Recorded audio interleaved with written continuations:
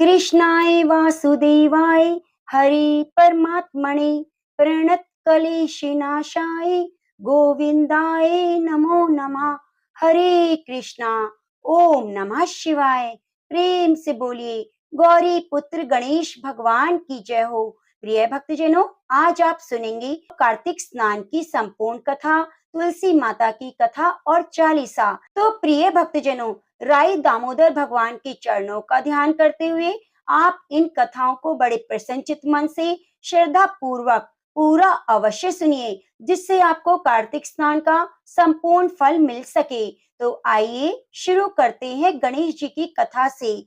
एक ब्राह्मण था, वह रोज सवेरे उठकर गंगा जी नहाने जाता और आकर गणेश जी की पूजा करता। उसकी औरत को पूजा अच्छी ना लगती। वह हर रोज ब्राह्मण को कहती, सुबह ही पूजा लेकर बैठ जाते हो, मैं घर का कामकाज झाड़ू बुहारी कब करूं। ब्राह्मण उसकी बात नहीं सुनता था। एक दिन ब्राह्मण गंगा जी नहाने चला गया तो पीछे से ब्राह्मणी ने गणेश जी की मूर्ति को छुपा दिया। ब्राह्मण ने आकर पूछा, मेरे गणेश जी की मूर्ति कहाँ गई? ब्राह्मणी ने कहा, मुझे मालूम नहीं। ब्राह्मण ने खाना पीना छोड़ दिया और कहा, मैं तो पूजा करके ही खाना खाऊंगा। ब्राह्मणी ने बहुत समझाया, खाना खा लो, पर ब्राह्मण ने खाना नहीं खाया और रोने लग गया। दोनों को लड़ते झगड़ते देखकर गणेश जी की मूर्ति हंसने लगी। तो ब्राह्मणी ने गुस्से में आकर कहा, गणेश जी की मूर्ति वहां पड़ी है। उसके बाद ब्राह्मण ने गणेश जी की पूजा करी। मूर्ति ने कहा, मेरी सेवा करते करते बहुत दिन हो गए, कुछ मांगो। ब्राह्मण ने कहा, अन्न मांगू धन मांगू, जितना दुनिया में सुख है सारा मांगू। गणेश जी ब्राह्मण को सारा सुख अन्न धन दे दिया। ब्राह्मण मूर्ति को मंदिर में रखकर पूजा करने लगा। ब्राह्मणी को इतना अन्न धन मिलने से उसको भी पूजा करने की श्रद्धा हो गई और वह ब्राह्मण को बोलकर मूर्ति घर ले आई और खूब प्रेम से पूजा पाठ करने लगी। हे गणेश जी महाराज, जैसे अपने ब्राह्मण ब्राह्मणी को सुख दिया, वैसे सब किसी को देना। कहानी कहने सुनने वाले, हुंकारा भरने वाले को देना। तो प्रेम से बोलिए गणेश भगवान की जय हो। प्रिय भक्तजनों, अब आइए सुनते हैं कार्तिक स्नान की कथा। एक बुढ़िया कार्तिक का व्रत करती थी। उसके लिए कृष्ण भगवान खिचड़ी का कटोरा रख जाते और बुढ़िया व्रत खोल लेती थी। पड़ोसन देखकर जलती थी कि इसका कोई नहीं है, फिर भी इसको खिचड़ी खाने के लिए मिल जाती है। एक दिन बुढ़िया कार्तिक नहाने गंगा जी गई। भगवान आए और खिचड़ी का बेला मकान में रख गए। पड़ोसन ने खिचड़ी का बेला उठाकर मकान के पिछवाड़े में फेंक दिया। बुढ़िया आई तो खिचड़ी का बेला देखा तो उसको कहीं नहीं मिला। मैं भूखी रही और कहने लगी, कहाँ गई मेरी खिचड़ी, कहाँ गया मेरा बेला। पिछवाड़े में उस खिचड़ी के 2 फूल बन गए। राजा आया और फूल तोड़कर ले गया। दोनों फूल रानी ने सूंघे। रानी को गर्व रह गया। राजा रानी की संतान नहीं थी। फूल सूंघने से रानी के 2 लड़के पैदा हो गए। लड़के बड़े होने लगे, पर वह बच्चे किसी से भी नहीं बोलते थे। दोनों लड़के शिकार खेलने जाते। रास्ते में बुढ़िया मिलती। बुढ़िया कहती, कहाँ गई मेरी खिचड़ी, कहाँ गया मेरा बेला। लड़के कहते, हम हैं तेरी खिचड़ी, हम हैं तेरा बेला। जब भी लड़के शिकार खेलने जाते, बुढ़िया कहती तो लड़के वही जवाब देते। राजा को पता चला। राजा ने बुढ़िया को बुलाया और कहा, हमसे तो ये बोलते नहीं, तुझसे कैसे बोलते हैं। बुढ़िया ने कहा, मुझे इस बात का मालूम नहीं, लेकिन मैं कार्तिक का व्रत करती हूँ। कृष्ण भगवान मुझे खिचड़ी दे जाते थे। एक दिन मुझे खिचड़ी नहीं मिली। जब मैं कहने लगी कि कहाँ गई मेरी खिचड़ी, कहाँ गया मेरा बेला, तब लड़के बोले, तुम्हारी पड़ोसन ने खिचड़ी फेंक दी थी, उसके फूल बन गए। फूल राजा तोड़कर ले आया, उससे हम लड़के हो गए। हमें तो भगवान ने बुढ़िया के लिए भेजा है। तब राजा ने बुढ़िया को ही अपने महल में रख लिया। हे कार्तिक मास, हे कृष्ण ठाकुर जी, जैसा अपने बुढ़िया को दिया वैसे सब किसी को देना। तो प्रेम से बोलिए बाके बिहारी लाल की जय हो। तुलसी शालिग्राम की जय हो। प्रिय भक्तजनों, अब आइए सुनते हैं मंगलवार के दिन हनुमान जी की कथा। हनुमान जी के मंदिर में एक साहूकारनी रोज जाया करती, चूरमा की पिंडी और एक रोटी ले जाती, कहती, कांधे सोटो लाल लंगोटो, हनुमान जी खायो चूरमे और रोटी, मैंने तुम्हें दिया जवानी में, तुम मुझे देना बुढ़ापे में। पूजा करने के बाद घर आई तो बहू बोली, सासू जी तुम चूरमा रोटी लेकर कहाँ जाया करती हो? सासू जी बोली, बालाजी के मंदिर में जाया करती हूँ। बहू बोली, मंदिर में तो मैं नहीं जाओ। सास कुछ भी नहीं बोली, ना खाया और जाके सो गई। सोते सोते 5 दिन हो गए। हनुमान जी सपने में आए और बोले, तूने तो जवानी में दिया, मैं तुझे बुढ़ापे में दूंगा। बुढ़िया बोली, आज तो तुम दे रहे हो, रोज कौन देगा? हनुमान जी बोले, मैं रोज दे दूंगा। बुढ़िया ने चूरमा खा लिया। बहू के घर कुछ भी नहीं रहा, सब चीज में घाटा हो गया। बहू बोली, सास ने देखूं 7 दिन हो गए, मैंने तो खाने को भी नहीं दिया।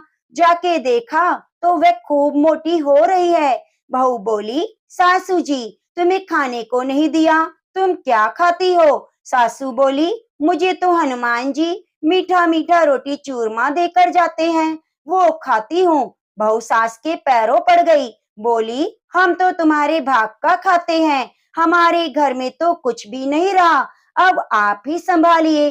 सास रोजाना चूरमा रोटी चढ़ाने लग गई, फिर खूब धन हो गया। हे हनुमान जी महाराज, जैसे आपने सास पे कृपा करी, वैसे सब किसी पर करना। तो प्रेम से बोलिए, बालाजी महाराज की जय। तो अब सुनते हैं कार्तिक मास में सुनी जाने वाली राम लक्ष्मण की कहानी।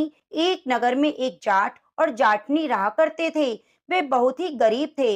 एक बार जाटनी जाट से कहने लगी कि मैं तुम्हें 4 रोटी बनाकर देती हूँ, तुम नदी किनारे जाना, वहां पर राम लक्ष्मण आते हैं, कहते हैं कि राम लक्ष्मण सबको धनवान बना देते हैं।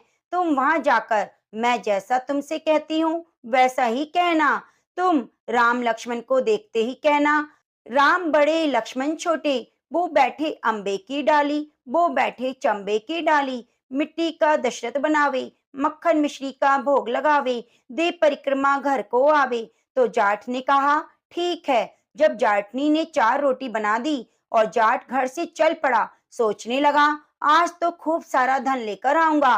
पूरे रास्ते उन्हीं पंक्तियों को रटता हुआ जा रहा था तो उसकी पत्नी ने उसे बताई थी। जैसे ही नदी किनारे पहुंचा, राम लक्ष्मण को देखकर भूल गया कि क्या बोलना है। वहां जाकर कहने लगा, लक्ष्मण बड़े राम छोटे, वह बैठे अम्बे की डाली, वो बैठे चंबे की डाली, मिट्टी का दशरथ बनावे, मक्खन मिश्री का भोग लगावे, दे परिक्रमा घर को आवे। तो जाट की बात सुनकर राम लक्ष्मण से कहते हैं, लक्ष्मण इसने तुम्हें बड़ा बताया है, तो तुम ऐसा करो, जो कुछ देना है वह दे दो। लक्ष्मण कहने लगे, राम भैया इसकी तो बुद्धि मलिन हो गई है, इस मूर्ख को यह नहीं पता कि राम से बड़ा दुनिया में कोई नहीं है। तो राम कहने लगे, चाहे कुछ हो, इसने तुम्हें बड़ा बताया है, इसलिए तुम्हें कुछ ना कुछ तो देना पड़ेगा। तो राम जी की बात सुनकर लक्ष्मण ने एक थोथा बांस लिया, उसके अंदर सोने की मोहरें और अशर्फी भरकर उसे दे दी। तो यह देखकर बहुत ही खुश हुआ और मन ही मन सोचने लगा कि जाटनी सच कह रही थी, इन्होंने तो मुझे सच में माला माल कर दिया। तो खुशी से झूमता हुआ घर जा रहा था तो रास्ते में चोर मिल गए, जाट से उसका सारा सामान लूटकर भाग गए। यह देखकर जाट बहुत दुखी हुआ और सोचने लगा, किस्मत में गरीबी ही लिखी है, तो राम लक्ष्मण क्या करें, और घर चले गए। घर जाते ही जाटनी ने पूछा, कुछ मिला? तो जाट बोला, मिला तो बहुत कुछ था, पर चोर लूट कर ले गए। जाटनी ने कहा, कोई बात नहीं, कल फिर जाना। तो अगले दिन जाटनी ने फिर 4 रोटी बनाकर दे दी और कहा कि लो जाओ और फिर से उसी तरह से बोलना।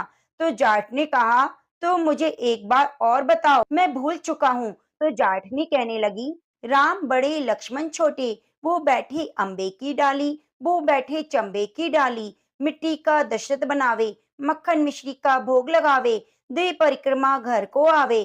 तो जाट पूरे रास्ते पंक्तियां याद करता हुआ जा रहा था। जैसे ही राम लक्ष्मण के सामने पहुंचा तो फिर से भूल गया और कहने लगा, लक्ष्मण बड़े राम छोटे, वे बैठे अम्बे की डाली, वे बैठे चंबे की डाली, मिट्टी का दशरथ बनावे, मक्खन मिश्री का भोग लगावे, दीप परिक्रमा घर को आवे। तो राम जी कहने लगे, लक्ष्मण यह व्यक्ति आज भी तुम्हें बड़ा बता रहा है, तुम इसे कुछ दे दो। तो लक्ष्मण कहने लगे, इसकी तो बुद्धि मलिन हो गई है भैया, ये मूर्खमती वाला व्यक्ति है, आज तक इसे यह नहीं पता कि राम से बड़ा कोई हुआ है क्या। तो राम फिर कहने लगे, लक्ष्मण इसने तुम्हें बड़ा बताया है, इसलिए तुम इसे कुछ दे दो। तो लक्ष्मण ने इस बार जाट को एक सोने की ईंट दे दी। तो जाट लेकर बहुत खुश हुआ और सोचने लगा, ठीक किया जो मैं आज और आ गया, अब तो सच में धनी बन गया हूँ। इस तरह सोचता हुआ जा रहा था तो रास्ते में फिर उसी जगह चोर मिले और ईंट छीन ली, चले गए। तो जाट बहुत दुखी हुआ और घर पर आने पर जाटनी ने पूछा, आज क्या मिला। जाट बोला, मिला तो बहुत कुछ था, लेकिन रास्ते में चोरों ने लूट लिया।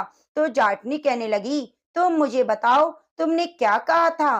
तो जाट कहने लगा, मैंने तो कहा था लक्ष्मण बड़े राम छोटे, वह बैठे अम्बे की डाली, वह बैठे चंबे की डाली, मिट्टी का दशरथ बनावे, माखन मिश्री का भोग लगावे, देव परिक्रमा घर को आए। यह सुनकर जाटनी कहने लगी, तुम तो सच में भोले हो, कहीं राम से भी बड़ा कोई हुआ है क्या।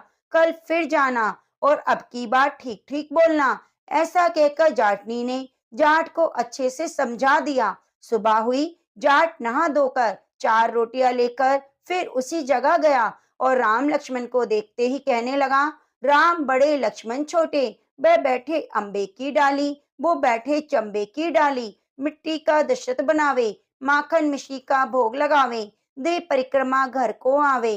तो लक्ष्मण कहने लगे कि हे राम, आज तो इसको अकल आ गई, इसकी बुद्धि ठीक हो गई, इसलिए आज आप इसे कुछ दे दो। तो राम मुस्कुराते हुए बोले, भैया मेरे पास क्या है देने के लिए, ये जोहड़ की मिट्टी है, ले जाओ। यह कहकर अपने हाथ से थोड़ी सी मिट्टी की डली जाट को दे दी। जाट बड़बड़ करके जाने लगा कि क्या किया मैंने, जाटनी के कहने में आ गया और उल्टा बोल दिया। इससे अच्छा तो रोजाना था, कम से कम सोना चांदी मिलता तो था, आज तो मिट्टी की डली मिली है।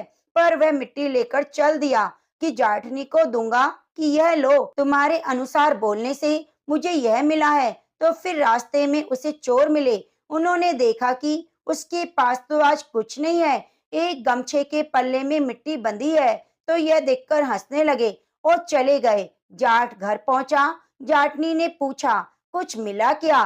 तो जाट बोला, हाँ तेरी उल्टी सीख के कारण आज मिट्टी लेकर आया हूँ। तो जाटनी बोली, कोई बात नहीं, कुछ तो लेकर आए, बाकी 2 दिन तो खाली हाथ आए थे। ठीक है, आपकी लाई हुई मिट्टी कुछ न कुछ तो काम आएगी। इस मिट्टी से मैं चूल्हे को लीप कर घर का आंगन लीप सकती हूँ, तुलसी का गमला लीप सकती हूँ। इस तरह कहकर जाटनी ने उस मिट्टी को लेकर तुलसी के पौधे के नीचे रख दिया और खाना खाकर सो गए। सुबह सवेरे उठे तो देखा सारे घर में हीरे मोती जगमगा रहे हैं। तो जाटनी ने जल्दी से जाट को उठाया और कहा, यह देखो। यह देखकर जाट कहने लगा कि हाँ, अब मेरी समझ में आ गया कि भगवान राम ही सबसे बड़े हैं, जिन्होंने मिट्टी को हाथ लगाया और वह सोना बन गया। उसके बाद दोनों पति पत्नी सुबह जल्दी उठकर स्नान करते, तुलसी माता की पूजा करते, राम लक्ष्मण की कथा सुनते। ऐसा करने से उनके घर में अंधन का वास हो गया और 10वें महीने में जाटनी ने एक सुंदर पुत्र को जन्म दिया। हे राम जी, कार्तिक मास में कथा सुनने से जैसा फल आपने जाट जाटनी को दिया, वैसे सबको देना जो आपकी कथा को श्रद्धा भाव से सुने, सुनाए, हुंकारा भरे, उसकी सभी मनोकामनाओं को पूरी करना। तो प्रेम से बोलो, सियावरी रामचंद्र भगवान की जय। नमो नमो तुलसी महारानी, नमो नमो हर की पटरानी, नमो नमो तुलसी महारानी, नमो नमो हर की पटरानी। प्रेम से बोलिए, तुलसी शालिग्राम भगवान की जय। एक कन्या थी, जब वह थोड़ी बड़ी हुई, उसको समझ आने लगा, तब से वह तुलसी माता की पूजा करने लगी। उसके प्रतिदिन का नियम था कि तुलसी माता जी की पूजा करने के बाद ही खाना खाती। जब वह कन्या शादी के लायक हुई तब उसके माता पिता ने उसकी शादी करवा दी। कन्या को उसके माता पिता ने दहेज में एक तुलसी का गमला दिया। ससुराल में वह प्रतिदिन सवेरे उठती, पूजा करती, उसके बाद ही खाना खाती। उसकी दो जेठानियां थी, वे दोनों उसका मजाक उड़ाती कि बड़ी नियम धर्म वाली बनती है। उन दोनों को उससे बहुत ईर्ष्या होती, इसलिए वे दोनों तुलसी जी का गमला छुपा देती। वह कन्या बड़ी मुश्किल से गमला ढूंढ कर लाती और अच्छे से पूजा करती, फिर खाना खाती। वह गमला ढूंढ कर लाती तो एक दिन उसकी जिठानियों ने क्या किया कि गमला ही दूर फेंक दिया। कन्या ने खूब ढूंढा पर उसे गमला नहीं मिला। वह बहुत परेशान हुई। उस दिन तो खाने में उसने कुछ भी नहीं खाया, क्योंकि उसका नियम था कि जब तक वह तुलसी माता की पूजा नहीं करेगी वह कुछ नहीं खाएगी। उस कन्या की सच्ची भक्ति देखकर तुलसी माता उससे बहुत प्रसन्न हो गई और कमरे में तुलसी माता का गमला प्रकट हो गया। अगले दिन सुबह जब उठी तो क्या देखती है, उसकी खाट के चारों कोनों पर तुलसी माता का गमला आ गया है। यह देखकर वह बहुत प्रसन्न हो गई। अब मेरी तुलसी माता को कोई चुरा नहीं सकेगा। पूजन करने के लिए भी कहीं जाना नहीं पड़ेगा। कोई मेरी तुलसी माता को फेंकेगा भी नहीं। वह तो जल्दी से उठकर स्नान करती और तुलसी माता का पूजन कर लेती। जब वह खाना खाने बैठी तो उसकी जिठानियां मजाक करने लगी। लो, देवरानी जी का नियम धर्म पूरा हो गया। उससे पूछती हैं, तुलसी जी की पूजा कर ली क्या? देवरानी बोली, हाँ कर ली। जेठानिया बोली, कहाँ से करी? गमला तो फेंक दिया। देवरानी कहती है, देख लो मेरे कमरे में खाट पर तुलसा जी लगी है। जेठानिया बहुत शर्मिंदा हुई और बोली कि देवरानी तेरी भक्ति सच्ची है, हमने तुझे बहुत परेशान किया, हमें माफ कर दो। देवरानी उन्हें माफ कर देती है। हम भी तुलसी माता से प्रार्थना करते हैं, हे तुलसी माता, जैसी कृपा आपने देवरानी पर करी वैसी सभी पर करना। तो प्रेम से बोलिए तुलसी माता की जय। प्रिय भक्तजनों, अब आइए सुनते हैं दूसरी कथा। एक ब्राह्मण था, वह प्रतिदिन मंदिर जाता, वह प्रतिदिन तुलसी माता की पूजा करता, तुलसी माता से प्रतिदिन प्रार्थना करता, हे तुलसी महारानी मेरे आनंद करना। तुलसी माता ने सोचा, यह ब्राह्मण तो बहुत सीधा है और गरीब भी है, प्रतिदिन मेरी पूजा करता है, मैं इसके कुछ ना कुछ करना चाहती हूँ। तो तुलसी महारानी एक कन्या का रूप बनाकर बैठ गई और ब्राह्मण को बोली, ब्राह्मण मैं तेरे घर आना चाहती हूँ। ब्राह्मण ने सोचा, 6 लड़कियां तो पहले से ही हैं, 7 लड़कियों का मैं कैसे पालन पोषण करूंगा, लड़कियों की शादी कैसे कराऊंगा, मेरे पास तो कुछ भी नहीं। यह विचार करके वह बहुत परेशान रहने लगा। उसको तो खाना भी नहीं भा रहा था। उसकी औरत ने कहा, क्या बात है, आजकल बहुत दुखी रहने लगे हैं। इस पर ब्राह्मण बोला, मैं मंदिर जाता हूँ, वहां पर एक छोटी सी कन्या बैठी है, वह कहती है, ब्राह्मण मैं आपके घर आऊं? उसकी पत्नी बोली, अरे इसमें परेशान होने की क्या बात है, आ रही है तो आने दो। ब्राह्मण बोला, पहले से 6 हैं, उनकी शादी भी करवानी है। तो ब्राह्मणी बोली, अरे कोई बात नहीं, अपनी 6 लड़कियों की करवाएंगे तो 7वीं की भी करा देंगे, आप 7 लड़कियों की शादी साथ में करवा देना। अगले दिन जब ब्राह्मण मंदिर गया तो छोटी कन्या ने पूछा, ब्राह्मण मैं तेरे घर आऊं? तो ब्राह्मण बोला, हाँ चल। उसको वह घर ले आया। तुलसी माता की कन्या के रूप में ब्राह्मण के घर आने से ब्राह्मण के घर आनंद हो गया, घर में लक्ष्मी की बारिश हो गई। जब ब्राह्मण 7 कन्याओं की शादी के लिए वर ढूंढने जाने लगा तो छोटी कन्या ने कहा, मेरे तो शालिग्राम जी की मंदिर में जाकर शालिग्राम को बोलना बारात लेकर आए और मेरी 6 बहनों की तुम अपनी इच्छा से वर ढूंढ लेना। तुलसी माता की मेहरबानी से तो सब जेवर कपड़ा खाना हो गया। धूमधाम से 6 लड़कियों की शादी हो गई और तुलसी माता की शालिग्राम भगवान से शादी हो गई। तुलसी माता ने उसके घर में धन लक्ष्मी के भंडारे भर दिए। हे तुलसी माता, जैसे अब ब्राह्मण पर टूटमान हुई, वैसे हम पर होना। जैसे ब्राह्मण के घर आनंद किया, वैसे हम सभी के घर करना। तो प्रेम से बोलिए तुलसी माता की जय। प्रिय भक्तजनों, अब आइए तीसरी कथा को सुनते हैं। एक परिवार में नंद भाभी रहती थी। ननंद अभी कुंवारी थी। वह तुलसी जी की बड़ी सेवा करती, पर भाभी को यह सब फूटी आंख नहीं सुहाता।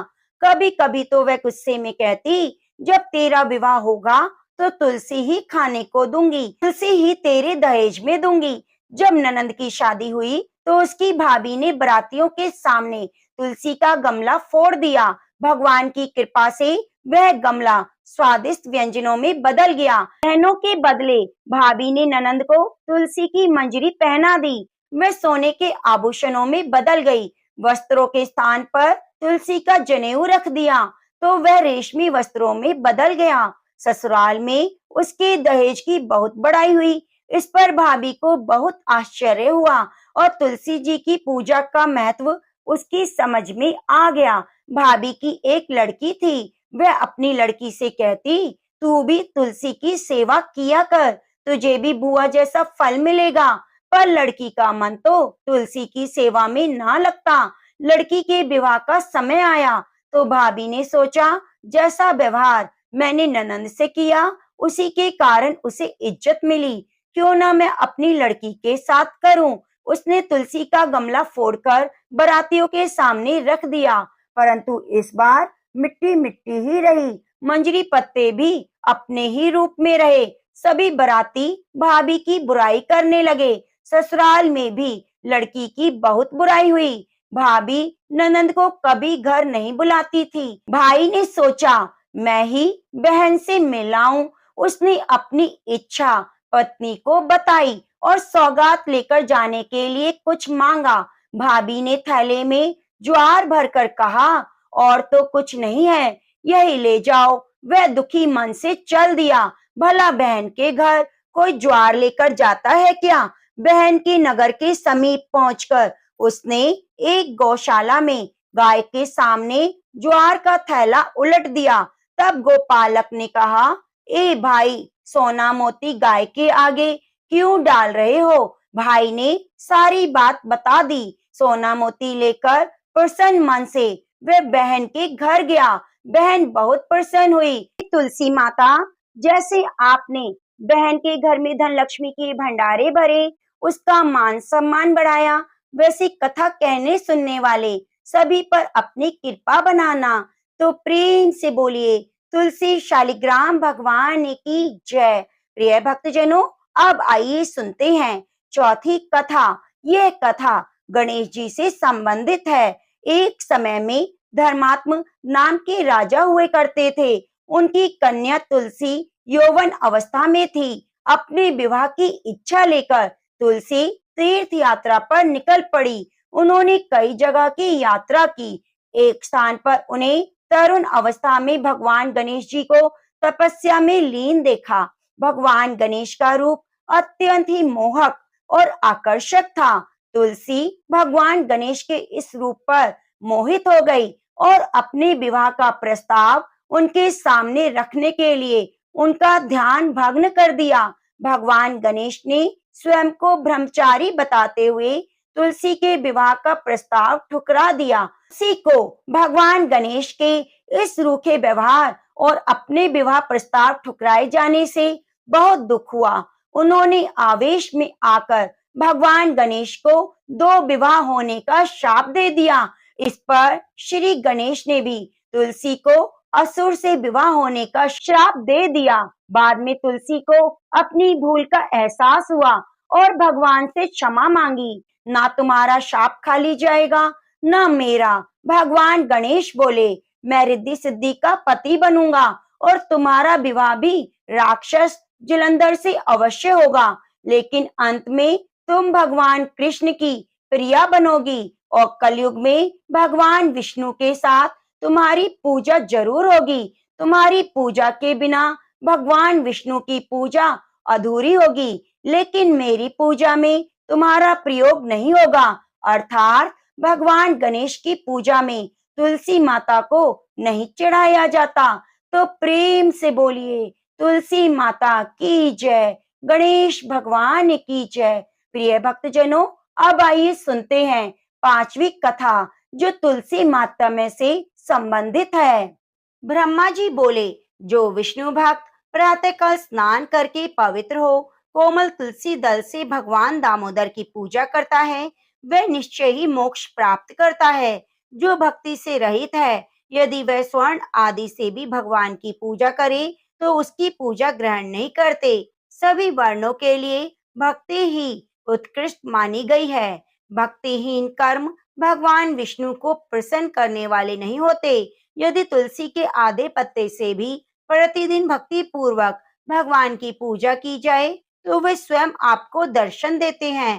पूर्व काल में भक्त विष्णुदास भक्ति पूर्वक तुलसी पूजन से शीघ्र ही विष्णु धाम को चला गया और राजा चोल उसकी तुलना में गौण हो गए। अब तुलसी का महात्म्य सुनो। पापों का नाश और पुण्य की वृद्धि करने वाली है। आपकी लगाई हुई तुलसी जितना ही अपने मूल का विस्तार करती है, उतने ही सहस्त्र युगों तक मनुष्य ब्रह्मलोक में प्रतिष्ठित होता है। यदि कोई तुलसी संयुक्त जल में स्नान करता है तो वह पापों से मुक्त होकर भगवान विष्णु के लोक में आनंद का अनुभव करता है। महामुनि जो लगाने के लिए तुलसी का संग्रह करता है और लगाकर तुलसी का वन तैयार करता है, वे उतने ही पाप मुक्त होकर ब्रह्म भाव को प्राप्त होता है। जिसके घर में तुलसी का बगीचा विद्यमान है, उसका वह घर तीर्थ के समान है। वहां यमराज के दूत नहीं आते। तुलसी वन से पापों का नष्ट करने वाला, पुण्य और अभिष्ट कामनाओं को देने वाला है। जो श्रेष्ठ मानव तुलसी का बगीचा लगाते हैं, यमराज को नहीं देखते। जो मनुष्य तुलसी काष्ठ संयुक्त गंध धारण करता है, उसको पाप उसके शरीर तक स्पर्श भी नहीं कर पाते। जहाँ तुलसी वन की छाया होती है, वहीं पितरों की तृप्ति के लिए श्राद्ध करना चाहिए। जिसके मुख में, कान में, मस्तक पर तुलसी का पत्ता दिखाई देता है, उसके ऊपर यमराज भी दृष्टि नहीं डाल सकते। फिर दूतों की तो बात ही क्या है। जो प्रतिदिन आदर पूर्वक तुलसी की महिमा सुनता है, वह सब पापों से मुक्त होकर ब्रह्मलोक को जाता है। पूर्व काल की बात है। कश्मीर देश में हरिमेधा और सुमेधा नामक दो ब्राह्मण थे जो भगवान विष्णु की भक्ति में संलग्न रहते थे। उनके हृदय में संपूर्ण प्राणियों के प्रति दया भाव थी। वे सब तत्वों का यथार्थ मर्म समझने वाले थे। किसी समय वे दोनों ब्राह्मण तीर्थ यात्रा के लिए चले जाते। किसी दुर्गम वन में वे परिश्रम से व्याकुल हो गए। वहां उन्होंने एक स्थान पर तुलसी का वन देखा। उसमें से सुमेधा ने तुलसी का महान वन देखकर उसकी परिक्रमा की और भक्ति पूर्वक प्रणाम किया। यह देखकर हरिमेधा ने तुलसी का महात्म्य और फल जानने की बड़ी प्रसन्नता के साथ बार बार पूछा, हे ब्राह्मण, अन्य देवताओं, तीर्थ, व्रतों और मुख्य मुख्य ब्राह्मणों के रहते हुए तुमने तुलसी वन को क्यों प्रणाम किया और उसकी परिक्रमा क्यों की? सुमेधा बोला, माँ भाग, यहाँ धूप सता रही है, इसलिए हम लोग उस बरगद के समीप चलते हैं। उसकी छाया में बैठकर मैं यथार्थ रूप से सब बात बताऊंगा। वहां विश्राम करके सुमेधा ने हरिमेधा से कहा, विप्रवर, पूर्व काल में दुर्वासा के शाप से जब इंद्र का ऐश्वर्य छिन गया, उस समय ब्रह्मा आदि देवताओं और असुरों ने मिलकर क्षीर सागर का मंथन किया। उसमें ऐरावत हाथी, कल्प वृक्ष, चंद्रमा, लक्ष्मी, उश्रवा घोड़ा, कौस्तुभ मणि, धन्वंतरी रूप भगवान श्रीहरि और दिव्य औषधियां प्रकट हुई। उस दिन अजरता और अमरता प्राप्त करने वाला अमृत कलश हाथ में लिए हुए धन्वंतरी प्रकट हुए। श्री विष्णु बड़े हर्ष को प्राप्त हुए। उनके नेत्रों से आनंद की अश्रु की कुछ बूंदें अमृत के ऊपर गिरी। उसने तत्काल ही मंडलाकार उत्पन्न हुई। इस प्रकार वहां प्रकट हुई लक्ष्मी और तुलसी को ब्रह्मा आदि देवताओं ने श्री हरि की सेवा में समर्पित कर दिया और भगवान ने उन्हें ग्रहण कर लिया। तब से तुलसी श्री जगदीश्वर विष्णु की अत्यंत प्रिय हो गई। संपूर्ण देवता प्रिय तुलसी की श्री विष्णु के समान पूजा करते हैं। भगवान नारायण संसार के रक्षक हैं और तुलसी उनकी प्रियतमा है, इसलिए मैंने उन्हें प्रणाम किया। सुमेधा तो इस प्रकार कह ही रहे थे कि सूर्य के समान अत्यंत तेजस्वी एक विशाल विमान उनके निकट दिखाई दिया। उन दोनों के आगे ही बरगद का पेड़ गिर पड़ा और दो दिव्य पुरुष निकले जो अपने तेज से सूर्य के समान संपूर्ण दिशाओं को प्रकाशित कर रहे थे। उन दोनों ने हरिमेधा और सुमेधा को प्रणाम किया। उन्हें देखकर वे दोनों ब्राह्मण भी विचलित हो गए और आश्चर्यचकित हो बोले, आप दोनों कौन हैं? देवताओं के समान आपका सर्व मंगल में स्वरूप है। आप नूतन मंदार की माला धारण किए हुए देवता प्रतीत हो रहे हैं। उन दोनों के इस प्रकार पूछने पर वृक्ष से निकले हुए पुरुष बोले, विप्रवर, आप दोनों ही हमारे माता पिता, गुरु, बंधु हैं। आदि आप ही हैं, आप ही हैं। इतना ही कहकर उनमें से जो बड़ा था वह बोला, मेरा नाम आस्तिक है, मैं देवलोक का निवासी हूँ। एक दिन मैं नंदन वन में एक पर्वत पर क्रीड़ा करने के लिए गया। वहां देवांगनाओं ने मेरे साथ इच्छा अनुसार विहार किया। उस समय युवतियों के मोती और बेला के हार तपस्या करते हुए लोमश मुनि के ऊपर गिर पड़े। वह देखकर मुनि को बड़ा क्रोध आया। उन्होंने सोचा, स्त्रियां तो परतंत्र हैं, यह सब उनका अपराध नहीं, यह दुराचारी आस्तिक ही शाप पाने योग्य है। ऐसा निश्चय करके उन्होंने मुझे शाप दे दिया। अरे तू ब्रह्म राक्षस होकर बरगद के वृक्ष पर निवास कर। मैंने विनय पूर्वक जब उन्हें प्रसन्न किया तो उन्होंने शाप से मुक्त होने की अवधि निश्चित की।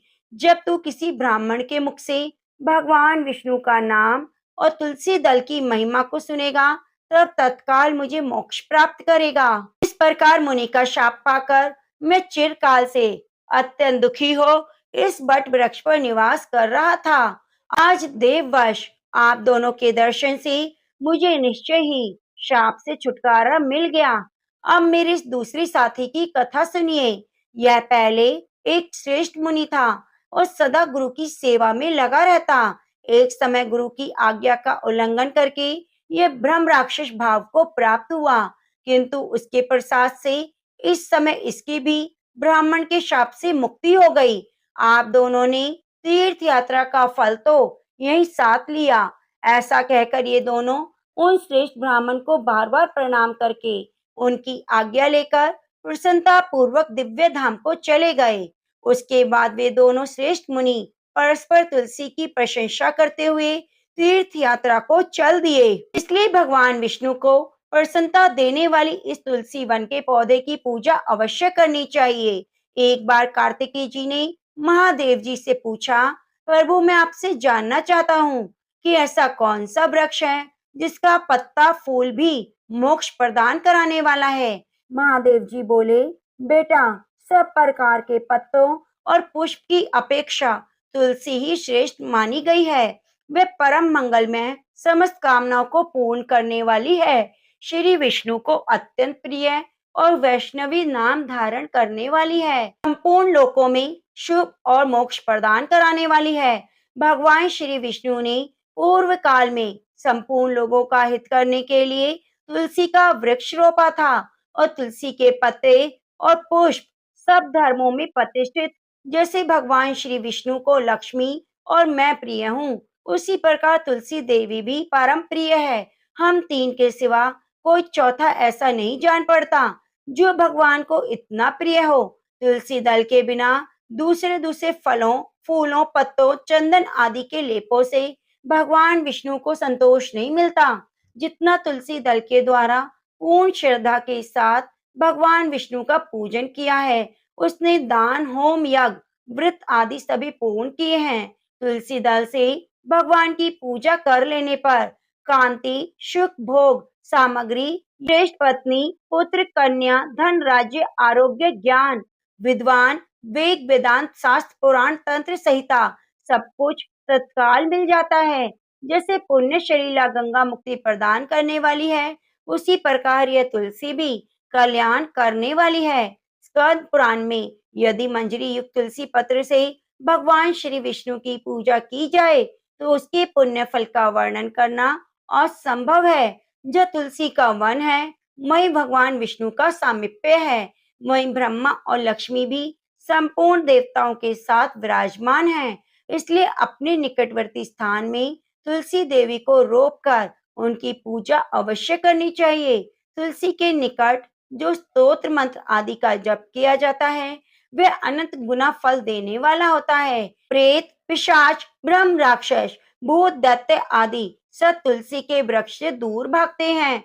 ब्रह्म हत्या आदि पाप और खोटे विचार से उत्पन्न होने वाले रोग, ये सब तुलसी वृक्ष के समीप नष्ट हो जाते हैं। जिसने श्री भगवान की पूजा के लिए पृथ्वी पर तुलसी का बगीचा लगा दिया, उसने उत्तम दक्षिणा से युक्त 100 यज्ञों का विधिवत अनुष्ठान पूरा कर लिया। जो श्री भगवान की प्रतिमा और शालिग्राम शिला पर तुलसी दल को प्रसाद रूप में ग्रहण करता है, वह विष्णु की संयोजी हरि की पूजा करके उन्हें निवेदन किए हुए तुलसी दल को मस्तक पर धारण करता है, वह पाप शुद्ध होकर स्वर्गलोक को प्राप्त होता है। कलयुग में तुलसी का पूजन, कीर्तन, ध्यान, रोपण, धारणा करने से वह पापों को जलाती है और मोक्ष को प्रदान कराती है। जो तुलसी के पूजन आदि का दूसरों को उपदेश देता है और स्वयं भी आचरण करता है, वह भगवान श्री लक्ष्मीपति के परम धाम को प्राप्त होता है। जो वस्तु भगवान श्री विष्णु को प्रिय जान पड़ती है, वह मुझे अत्यंत प्रिय है। श्राद्ध, यज्ञ आदि कार्यों में तुलसी का एक पत्ता महान पुण्य देता है। जिसने तुलसी की सेवा की है, उसने गुरु, ब्राह्मण, देवता, तीर्थ सबका भलीभांति सेवन किया है। इसलिए तुम तुलसी का सेवन करो। जो शिखा में तुलसी स्थापित करके प्राणों का परित्याग करता है, वह पाप राशि से मुक्त हो जाता है। स्वयं यज्ञ की भांति व्रत और स्वयं के द्वारा धीर पुरुष जिस गति को प्राप्त करता है, वही उसे तुलसी की सेवा से मिल जाती है। तुलसी के एक पत्र से श्री हरि की पूजा करके मनुष्य वैष्णव को प्राप्त करता है। उसके लिए अनन्य शास्त्रों के विस्तार की क्या आवश्यकता है। जिसने तुलसी की शाखा और कोमल पत्तियों से भगवान की पूजा की है, वह कभी माता का दूध नहीं पीता, का पुनर्जन्म नहीं होता। तुलसी दल के द्वारा प्रतिदिन श्री हरि की पूजा करके मनुष्य अपने सैकड़ों और हजारों पीढ़ियों को पवित्र कर देता है। यह मैंने तुमसे तुलसी के प्रधान प्रधान गुण बतलाए। संपूर्ण गुणों का वर्णन तो बहुत अधिक समय लगाने पर भी नहीं हो सकता। यह उपाख्यान पुण्य राशि का संचय करने वाला है। जो प्रतिदिन इसका श्रवण करता है, वह पूर्व जन्म में किए हुए पाप और जन्म मृत्यु के बंधन से मुक्त हो जाता है। इस अध्याय का पाठ करने वाले मनुष्य को कभी रोग नहीं सताते, अज्ञानता उसके निकट नहीं आती और वह सदा विजयी होता है। ब्राह्मणों ने कहा, गुरुदेव, हमने आपके मुख से तुलसी के पत्र और पुष्प का शुभ महात्म्य सुना, जो भगवान विष्णु को बहुत प्रिय है। अब हम लोग तुलसी के पुण्य में स्तोत्र का श्रवण करना चाहते हैं। व्यास जी बोले, ब्राह्मणों, पहले स्कंद पुराण में जो कुछ बतलाया है, वह मैं कहता हूँ। शतानन मुनि के शिष्य कठोर व्रत का पालन करने वाले थे। उन सब में एक दिन गुरु को प्रणाम करके परम पुण्य और हित की बात पूछी। शिष्यों ने कहा, हे नाथ, बताइए, आपने पूर्व काल में ब्रह्मा जी के मुख से तुलसी जी के जिस स्तोत्र का श्रवण किया, उसको हम सुनना चाहते हैं। शतानंद जी बोले, शिष्यगण तुलसी का नाम उच्चारण करने पर असुरों का दर्प दलन करने वाले भगवान श्री विष्णु प्रसन्न होते हैं और मनुष्य के पाप नष्ट हो जाते हैं। उसे अक्षय पुण्य की प्राप्ति होती है, जिसके दर्शन मात्र से करोड़ों गोदान का फल मिलता है।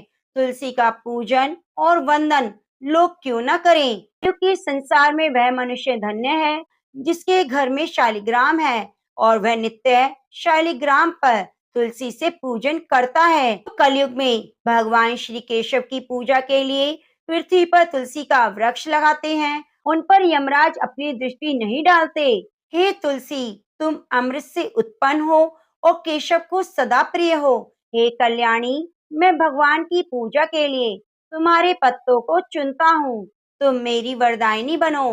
तुम्हारे श्री अंगों से उत्पन्न होने वाले पत्रों मंजरों द्वारा मैं सदा ही श्री हरि का पूजन कर सकूं, वैसा उपाय करो। पवित्रा तुलसी, तुम कलमश का नाश करने वाली हो। इस भाव से मंत्रों से जो तुलसी दल को चुनकर उसे वासुदेव की पूजा करता है, उसकी पूजा का करोड़ गुना फल मिलता है।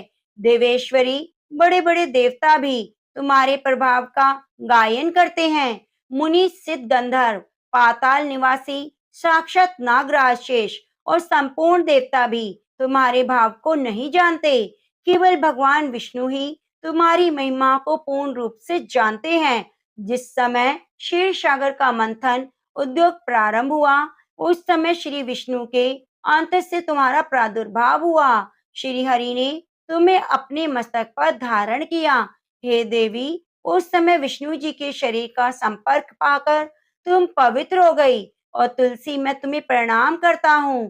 तुम्हारे श्री अंग से उत्पन्न पत्रों द्वारा जिस प्रकार श्री हरि की पूजा कर सकूं, ऐसा कृपा करो जिससे मैं निर्विघ्न पूर्वक तुम्हारी पूजा कर सकूं और परम मोक्ष को प्राप्त हो सकूं। श्री कृष्ण ने तुम्हें गोमती तट पर लगाया और बढ़ाया। वृंदावन में विचरते समय उन्होंने संपूर्ण जगत और गोपियों के हित के लिए तुलसी का सेवन किया। प्रिय तुलसी, पूर्व काल में वशिष्ठ जी के कथन के अनुसार श्री राम जी ने भी राक्षसों का वध करने के उद्देश्य से सरयू तट पर तुम्हें लगाया। तुलसी देवी, मैं प्रणाम करता हूँ। श्री राम जी से वियोग हो जाने पर अशोक वाटिका में रहते हुए माता जानकी ने तुम्हारा ही ध्यान किया, जिससे उन्हें पुण्य अपने प्रियतम का समागम प्राप्त हुआ। पूर्व काल में हिमालय पर्वत पर भगवान शंकर की प्राप्ति के लिए पार्वती देवी ने तुम्हें लगाया और अपनी अभिष्ट सिद्धि के लिए तुम्हारा सेवन किया था। तुलसी देवी, मैं तुम्हें नमस्कार करती हूँ। संपूर्ण देवांगनाओं और किन्नरों ने भी दुस्वप्न का नाश करने के लिए नंदन वन में तुम्हारा सेवन किया। देवी, तुम्हें मेरा नमस्कार है। राज ने भी गया में साक्षात पितरों की तुलसी का सेवन किया था। दंडकारण्य में भगवान श्री राम जी ने अपने हित की साधना की इच्छा से पवित्र तुलसी का वृक्ष लगाया और लक्ष्मण सीता ने बड़ी भक्ति भाव से उसे पोसा था। जिस प्रकार शास्त्रों में गंगा जी को त्रिभुवनी कहा गया है, उसी प्रकार तुलसी देवी संपूर्ण चराचर जगत में दृष्टि गोचर है। तुलसी का ग्रहण करके मनुष्य पातकों से मुक्त हो जाता है और मन इच्छा को पूर्ण करता है। ब्रह्म हत्या दूर हो जाती है। तुलसी के पत्ते से टपकता हुआ जल जो अपने सर पर धारण करता है, उसे गंगा स्नान और 1000 गोदान का फल मिलता है। हे देवी, मुझ पर प्रसन्न हो। देवेश्वरी, हरि प्रिया, मुझ पर प्रसन्न हो जाओ। क्षीर सागर के मंथन से प्रकट हुई देवी, मैं तुम्हें प्रणाम करता हूँ। रात्रि में जागरण करके जो तुलसी स्तोत्र का पाठ करता है, भगवान विष्णु उसके 32 अपराध क्षमा करते हैं। बाल्य अवस्था, कुमार अवस्था, जवानी, बुढ़ापे में जितने पाप किए हैं, वे तुलसी स्तोत्र से नष्ट हो जाते हैं। भगवान सुख और अभी उदय प्रदान करते हैं। जिस घर में तुलसी का स्तोत्र लिखा हुआ है, विद्यमान है, उसका कभी अशुभ नहीं होता। सब जगह मंगल ही मंगल होता है, किंचित भी अमंगल नहीं होता। उसके सदा सुख रहता है। घर प्रचुर धन धान्य से भरा रहता है। तुलसी स्तोत्र का पाठ करने वाले मनुष्य के हृदय में भगवान विष्णु अविचल भक्ति होती है और वैष्णव में कभी भी वियोग नहीं होता। इतना ही नहीं, उसकी बुद्धि कभी अधर्म में नहीं लगती। जो द्वादशी की रात्रि में जागरण करके तुलसी स्तोत्र का पाठ करते हैं, उसे करोड़ों तीर्थों के सेवन का फल मिलता है। तो प्रेम से बोलिए, तुलसी मैया की जय हो, तुलसी शालिग्राम की जय हो,